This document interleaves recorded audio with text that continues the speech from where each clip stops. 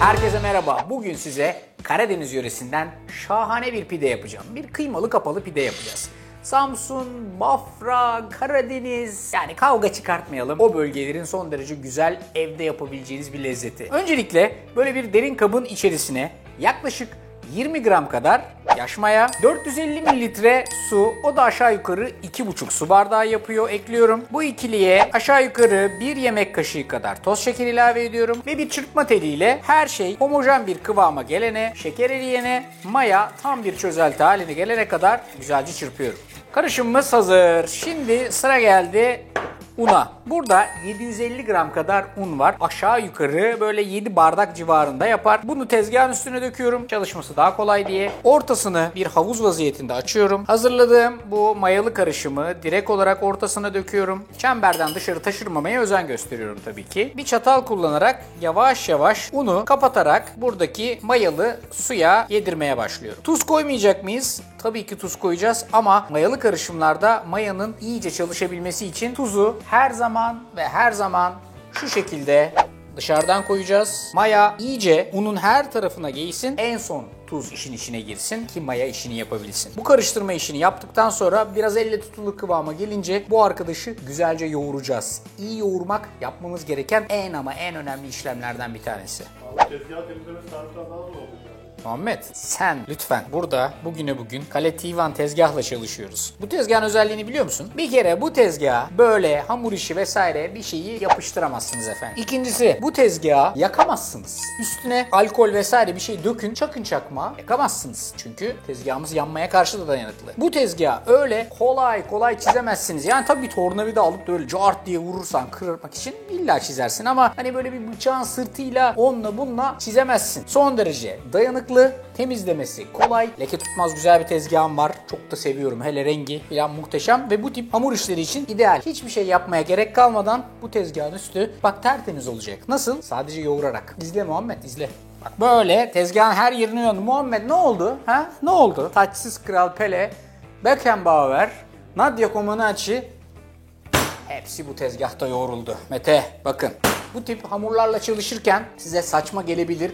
Lütfen hani böyle nimete hakaret gibi algılamayın. Bunu genleştireceksiniz. İyice uzata güzelce yoğuracaksınız. Bak yumuşacık bir hamur oldu ama bu yoğurma işlemini ve şu şekilde ters istikamete, yani böyle yana doğru yoğurduk. Sonra alıp tezgahı uzatarak vurup aynı şekilde yoğurma işlemine devam edeceksiniz. Takriben 10 dakikadır yoğuruyorum. Gerekli hazırlığı yaptım. Ahşap bir tezgahta çok daha yapışıyor bu işler.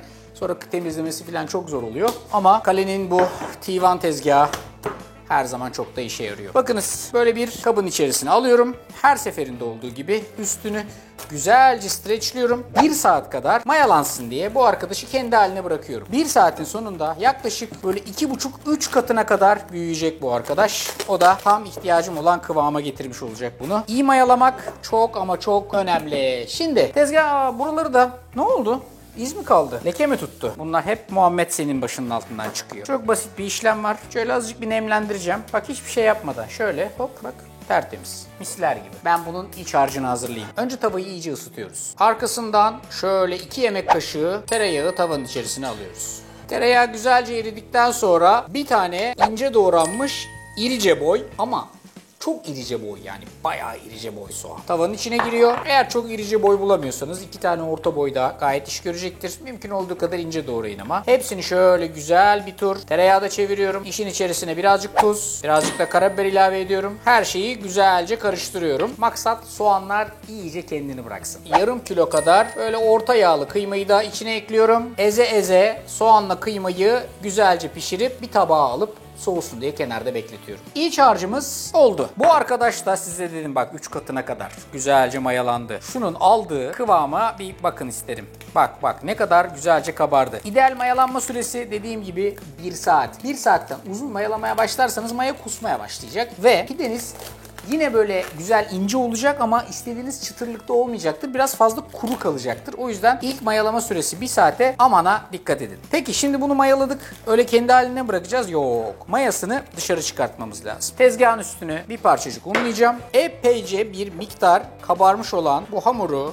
alacağım tezgahın üstüne. İkinci bir tur şöyle güzelce bütün gazını çıkartana kadar yoğuracağım. Yoğurmazsan bu iyice kabarır. Sen de alıp bunu hemen bir hamur haline getirmeye çalışırsın. Kabarmaya, maya işini yapmaya devam eder. En son piştiğinde görsel olarak istediğin gibi kıvama gelmiş olabilir ama kesinlikle yerken ağzında ağır bir maya tadı bırakır. O da hiç güzel olmaz. Mükemmel bir Karadeniz pidesi yapmak istiyorsak da bunun çıtır çıtır olmasını ve hiç maya tatmamasını ve kokmamasını isteriz. Şimdi bakınız, bu arkadaşı iyice yoğurduk ve gayet böyle hafif ele yapışır bir vaziyette duruyor. Yine bir parçacık un alıyoruz, bunu tezgahımızın üstüne bir bıçakla, işte hamur spatulasıyla, neyle isterseniz, toplam isterseniz fırınınızın ebadına göre, isterseniz yapmak istediğiniz pidelerin boyutuna göre 6 ya da 8 parçaya porsiyonluyorsunuz. Şu şekilde yaparak hemen hemen eşit parçalar elde edebilirsiniz. Arkasından da yine tezgahınızın üzerine unluyorsunuz. Tezgahın üstünde bu arkadaşa şu şekilde yuvarlak bir şekil veriyorsunuz. İki avucunuzun ayasını kullanın. Şu şekilde yuvarlak bir şekil verin. Sonra avucunuz içerisinde son bir yuvarlayın ve alıp tezgahın üstünde dinlensin diye yerinde bekletin. Bu işlemi yaptıktan sonra aşağı yukarı üstü kapalı vaziyette 10 ila 15 dakika kadar ikinci tur bir mayalamaya bırakacağız bu arkadaşları. O zaman işte Meteciğim, senin dediğin o maya kusma işi hiç olmayacak. Şu anda yaptığım işlem bunların güzel ve eksiksiz pişmesi için son derece önemli. Ellerinizi hafif unluyorsunuz. Şöyle aşağıya doğru kapatıyorsunuz. Tezgahın üstüne alıyorsunuz ve avucunuzun ayasını kullanarak şöyle yuvarlıyorsunuz ve tezgahın üstüne koyuyorsunuz.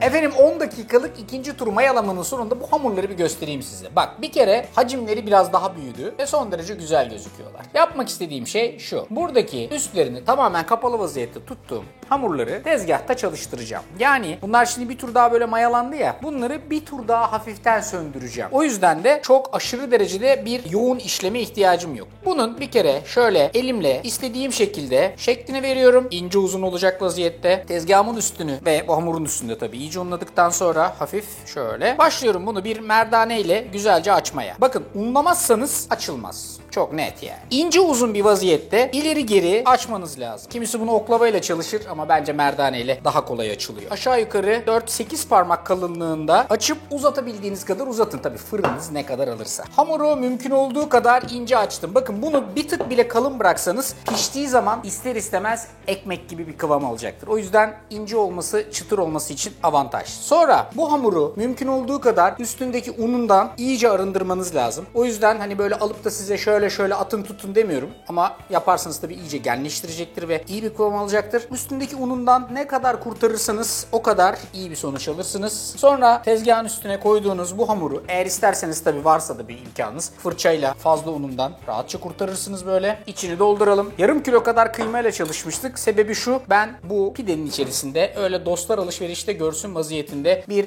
kıyma olsun istemiyorum. Yiyen herkesi tatmin edecek kadar dolu dolu hakkını verdiğimiz güzel bir pide yapmak istiyorum. O yüzden orta noktasına şöyle gayet içini dolduracak kadar kıyma ekliyorum. Sonra da hiç vakit kaybetmeden alıp bir tarafı ortaya doğru katlayarak kapatıyorum. Bak şöyle aldım, kapattım. Diğer tarafı da getiriyorum. Aynı şekilde kapatarak onun üstüne doğru bir kat yapıyorum. Uç kısımlarına bir küçük bukle. İsterseniz şu üstlerini, ortasını hafifçe çimdikleyerek de kapatabilirsiniz. Ondan sonra gideceğiz fırına. Şimdi bu tabii klasik bir ev tipi fırın için yeterince uzun. Bak şöyle yapın mesela. Bunu direkt olarak fırına atabileceğiniz gibi çaprazlama. Ortasından şöyle parmağınızla bir küçük pay yaparsınız. Şu şekilde bir uç yaparsınız ve 2 tane farklı uzunlamasına boy çıkartırsınız. Ondan sonra da bu arkadaşları şöyle azıcık tezgahın üstüne vurup genleştirip 250 dereceye ısıtılmış fırında tabana gelecek vaziyette alıp böyle atarsınız.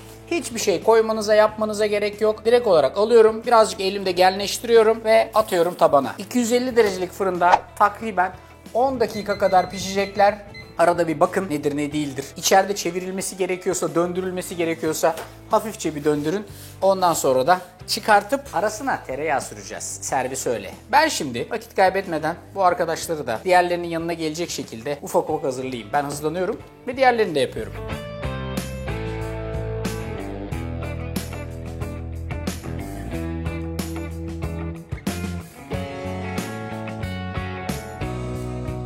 Yani gerçekten bu tarifi yaptığınız zaman yahu pideci mi doğdun dedirteceksiniz.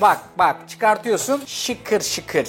Bak. Ortasını hafif açacaksın. Sonra çok fazla elinizi yakmadan tereyağı ortadan içeriye doğru azıcık bir gezdiriyorsunuz. Böylece dışı çıtır çıtır kalırken içi iyice yumuşacık ve çok daha lezzetli oluyor. Ya zaten bu dünyada tereyağın içine girip de lezzetlendirmediği de hiçbir şey yok. Bir bıçakla ya da şu benim yapacağım gibi şu spatula ile keserek servis yapıyorsunuz. Şimdi şu ikisi çok sıcak. Şunu da az evvel çıkarttım. Hala çıtırlığını muhafaza ediyor. Çıtırt. Altı pişmiş. İçi mis. Söyleyecek söz yok. Allah Allah. Dumanlar tutuyordu. Daha ne yapayım Berşan? Daha ne yapayım bana söyle. Hadi kapa dükkanı gidelim. Efendim. Sonuncuyu kestirtmedin bana. Nereye Berşan? Bayağı aldı yedi ya. Efendim neyse ben yaptım. Hepsini tezgahın üstüne dizdim. Ya artık yaparsınız yani bu 10 numara. 5 yıldız mükemmel bir tarif. Kendi evinizde pide ustasına bir adımsınız. O adımı da atın olun. Hepinize afiyet olsun. Mükemmel bir tarif.